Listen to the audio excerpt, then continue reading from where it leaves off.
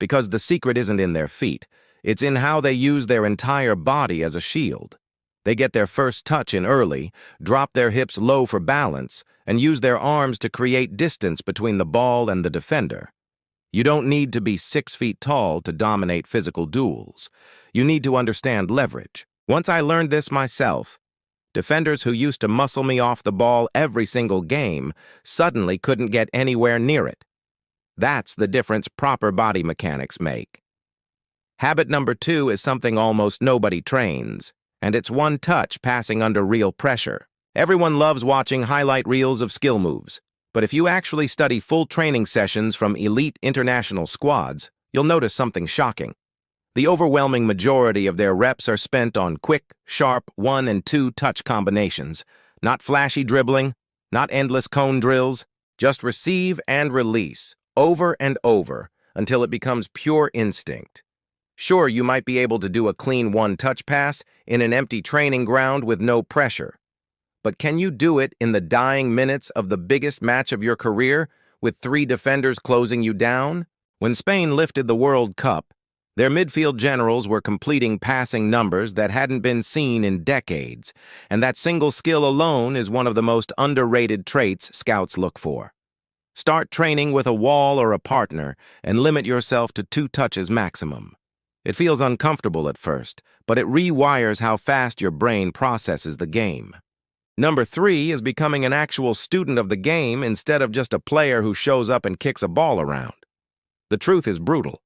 Most footballers play their match on the weekend and then try to recall what happened purely from memory. But your brain is unreliable here because during the match you're locked into flow state, and afterward your memory of key moments gets blurry and distorted. There are 3 ways to fix this. First, film your matches and rewatch them with a critical eye, noting every single mistake. Second, if filming isn't possible, ask your coach directly for honest feedback on specific moments. Third, study professional players in your exact position and write down what they do well so you can copy those patterns into your own game.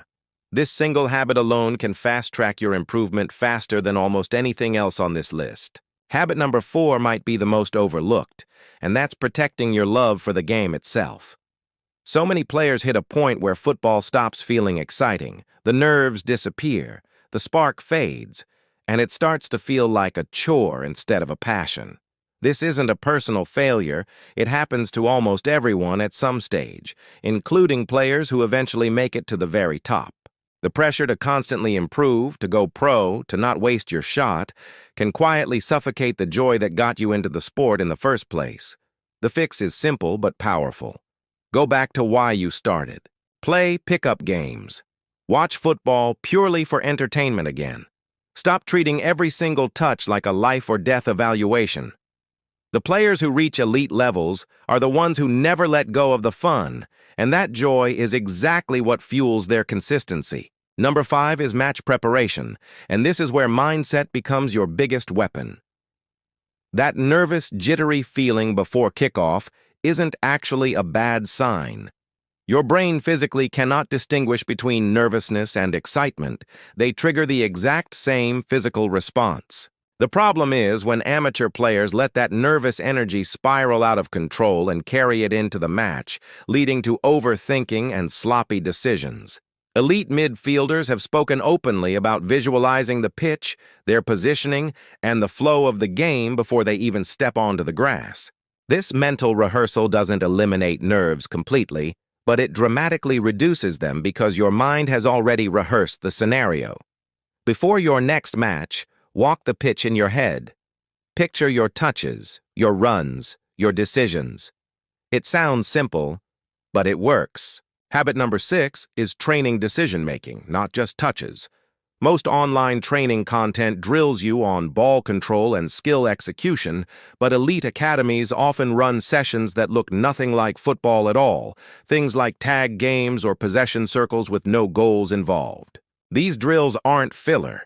They're deliberately designed to sharpen 2 specific traits: spatial movement and game awareness. Players are forced to read body language, anticipate passes, and react instantly. Since most of us can't recreate an 11-a-side awareness drill alone, the next best method is watching professional matches and pausing the second a player receives the ball, then guessing what they'll do next. Over time, this trains your brain to predict play before it happens, which is exactly what separates elite decision-makers from everyone else. And finally, habit number 7, real games over isolated drills. I wish someone had told me this earlier because it would have saved me years of wasted training. Cone weaves and solo ball mastery routines feel productive, but they don't replicate actual match pressure. Real defenders, real passing lanes under stress, real consequences for mistakes. The best players in the world grew up constantly playing real games, often informal, often with mixed ability groups, for hours on end. That repetition under live pressure builds instincts no solo drill can replicate. The key isn't choosing one over the other, though. It's combining both, using individual training to sharpen specific technical weaknesses, then testing and applying those skills inside real competitive games. That's all 7 habits, and if even one of these resonated with you, that's the one to start working on this week. Quick reminder before you go, this video is for educational and entertainment purposes only and reflects general training concepts, not professional medical, coaching, or club guidance. If you found this valuable, smash that subscribe button right now so you don't miss the next breakdown, and drop a comment telling me which habit you're adding to your training first. This is Footy Arena, and I'll see you in the next one.